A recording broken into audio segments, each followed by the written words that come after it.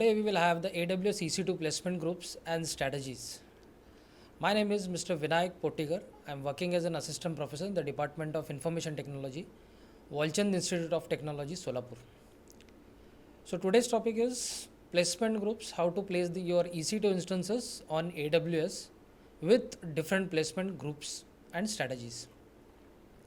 So at the end of this session, the students will understand the placement groups, the strategies and how to apply them. So the students will be also able to demonstrate how to place an instance into a cluster, partition or spread placement groups. So let's start about the discussion with what are the actual placement groups are all about. So when you launch a new EC2 instance, the EC2 service attempts to place the instances in such a way that all of your instances are spread out across underlying hardware to minimize the correlated failures.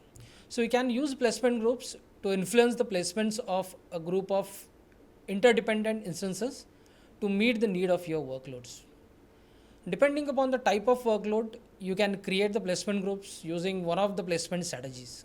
So 3 placement strategies are all about. So one is a cluster, second is partition, and the third is the spread. So what the first placement group is, so these are combined. So when to use for a cluster, when to go for partition and when to go for spread. So cluster, if you talk about it, packs the instances close together inside availability zone. This strategy enables workloads to achieve the low latency network performance necessary for tightly coupled node to node communication. And these are specifically used for high performance computing.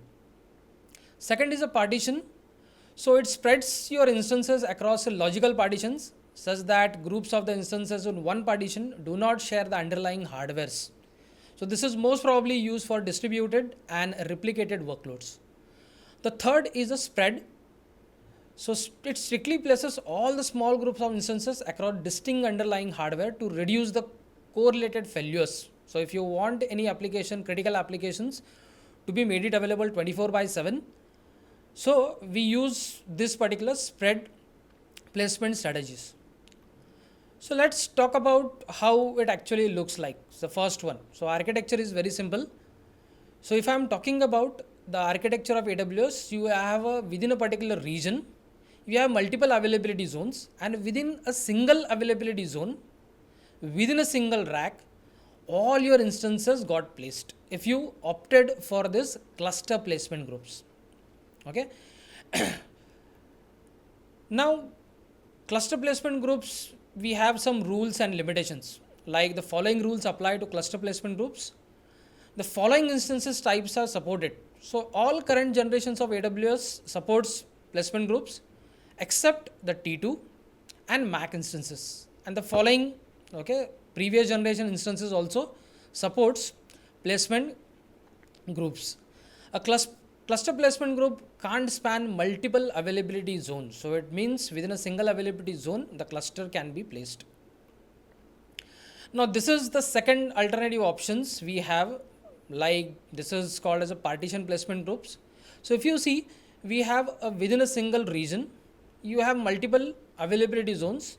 So as compared to your cluster, your partition will spread across multiple availability zones, and each availability zones may have different partitions. So these partitions are underlying with different hardwares, their networking is different, their power supplies is different, or the sources are different. So this is most probably used for distributed applications where replicated workloads are most probably used. See, this is the third spread placement groups for critical applications. Like the name suggests, it is a spread. So this is most probably used where you require the particular group of instances to be placed, spread across multiple availability zones. So wherever the critical applications where you require the downtime should be 0, here we can get over with this particular spread placement groups where downtime will be rest, means one availability zone, even if it is crashed, so multiple different availability zones are working. So these are three placement groups strategies available. Now, how I'll demonstrate this on AWS groups, how actually we can make our own placement groups according to these particular three strategies. Either it would be a cluster, or it would be a partition, or it would be a spread. Now, if you consider this particular your dashboard of your AWS, I am right now in Asia Pacific Mumbai region, and when you try to launch a particular EC2 instances, this is a particular dashboard of EC2, where if I go across down the line, you will see a particular placement groups. Okay, now three different groups you can make. So we'll create three of them. So we'll create the placement groups for the first. I'll write this particular for high performance computing. So high performance computing always opt for cluster placement. So within a cluster means it is available within a single cluster groups. So we'll create HPC, which is under cluster placement strategies. So we'll create the second one, which is most probably used for distributed applications. Okay, so this group, and we'll select this as a partition placement group. Okay, and as I am saying, within a single you may have 1 to 7 partitions, all are underlying with different partitions. Okay, now in this we'll create the second one, and the last one which we dealt with. Okay, so this is most probably used for your critical applications. Okay, and this is nothing but your spread. Okay, so within all availability zones, this placement groups can be made it available. So you have two options for this. One is a host, and second is rack, which is no restrictions are available. So we'll create this particular three placement groups. Now how we use this particular groups for placing our instances according to our needs. So I'll go to the instances, to launching an instance, where we'll talk about launching a particular instance. Okay, and we'll select a particular web service to be made it available, and I'll select a possibly so 2 instances. I'll combine this as a single cluster. So within this is a normal approach. You will select the particular Amazon Linux 2003 AMI. Second, you have your instance type. So this is T2 macro. We'll shift this to some other. So we'll go across this particular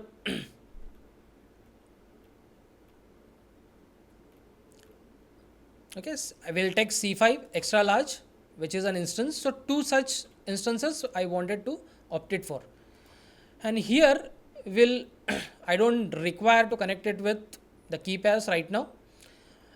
Now next is the network settings. I'll keep this as a default. If you wanted to connect with your HTTP, so you opt it for.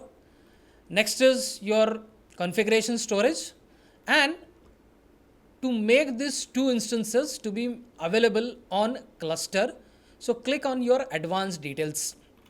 So in this, if you shift it down the line, you will see the particular tag which is represented as placement groups. Okay, if you click it here, you will see all the placement groups which we have created. So we want these 2 instances to be grouped into a single availability zone, into a single Mumbai region. Okay, so I'll pick it up this as the HPC, which is high performance computing activities, which comes under this particular cluster.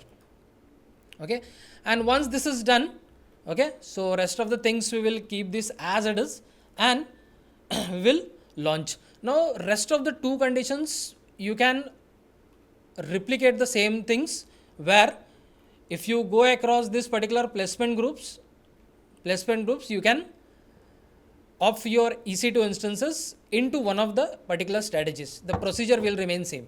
So once this is done, I am asking the AWS to launch this to within a single cluster, within a single region, and within this into a single availability zone. So we'll launch this instances. So in this particular strategies, if you see the instance gets launched, okay, and if you can refresh this, I could see my 2 instances. Now these are of type C5 extra large, but it comes into a particular cluster group. So cluster group means within your Mumbai region, I have 3 availability zones. Within a single availability zone, on a single rack, all these particular instances are opting. So this is how the cluster groups are operated. And similarly, while launching, you can decide on which particular placement strategies you want your EC2 instance to be get placed. So this is a simple demonstration, and rest of the things like your partition and your spread spectrums works similarly. So this is the demonstration how you can launch your EC2 instances on different placement strategies. Now for time being, just take a while and answer this particular question. So which placement group is most suitable for high performance applications? So does it a cluster, or is it a spread, or is it a partition, or none of them? So pause the video for a while and answer the question. So the correct answer is answer A, which is cluster. Okay. So I hope this particular placement strategies which enables the EC2 instances required for different applications needs to be placed according to either the cluster within a particular cluster, or within a partition strategies, or the particular spread spectrum. Thank you.